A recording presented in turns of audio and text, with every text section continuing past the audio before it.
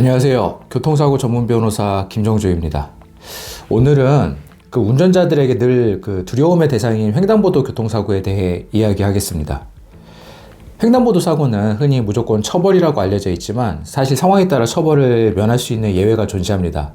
2025년 현행법을 기준으로 처벌 기준과 예외 사례를 명확히 분석해 드리겠습니다. 횡단보도 교통사고는 교통사고 처리 특례법에 따라 보행자 보호 의무 위반이라는 12대 중과실 중 하나로 규정됩니다.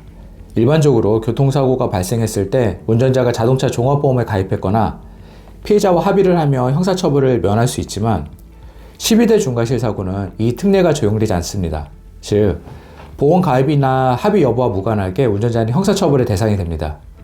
이는 보행자 보호라는 운전자의 가장 기본적인 의무를 위반했기 때문이고, 특히 2022년 법 개정으로 횡단보도에서의 운전자 주의 의무는 더욱 엄격해졌습니다. 횡단보도 사고라 할지라도 운전자가 처벌을 면하거나 무죄가 될 수 있는 가장 대표적인 예외는 보혜자의 중대한 과실로 인해 횡단보도로서의 성격을 상실한 경우입니다.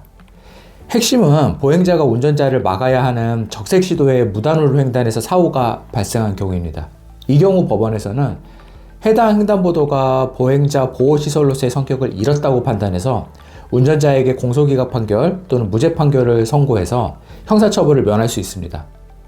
다만 이는 매우 예외적인 경우이고 운전자에게 과실이 없음을 명확하게 입증해야 하므로 구체적인 사고 상황에 대한 면밀한 법적 판단이 필수적입니다. 반면 가장 흔하게 처벌되는 경우는 보행자가 보행자 신호, 녹색 신호의 횡단보도를 건너면, 즉 우회전 차량들에게 사고를 당한 케이스입니다. 이는 명백한 보호자 의무 위반 중과실에 해당해서 운전자는 형사처벌을 피할 수가 없습니다. 처벌은 통상 벌금형이 많이 나오고 피해자가 전치 8주와 같은 중상해를 입은 경우에는 법원은 운전자의 책임을 조금 더 무겁게 봅니다. 이 경우에는 운전자가 종합보험에 가입해서 손해를 배상할 수 있는 점, 추가적인 손해배상을 공탁한 점, 그리고 교통사고 관련 전과가 없는 점 등을 고려해서 징역형이 아닌 벌금형에 그치도록 판결하는 경향도 있습니다.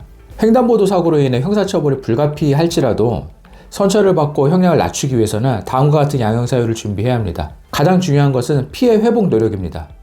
피해자와의 합의를 통해 처벌 불원서를 받는 것이 형량을 낮추는 데 결정적인 요소이고, 합의가 어렵다면 법원의 일정 금액을 공택해서 피해 회복 노력을 보여줘야 합니다. 더불어 운전자가 해당 사고 외에 교통사고 관련 전과가 전혀 없다는 점도 가입하고, 가입된 종합보험을 통해 피해자의 손해를 모두 배상할 의지가 충분함을 법원에 피력해야 합니다. 기타 여러 가지 사유가 있고, 오늘 말씀드린 정보가 횡단보도 사고의 형사적 책임에 대해 궁금했던 분들에게 도움이 되었기를 바랍니다.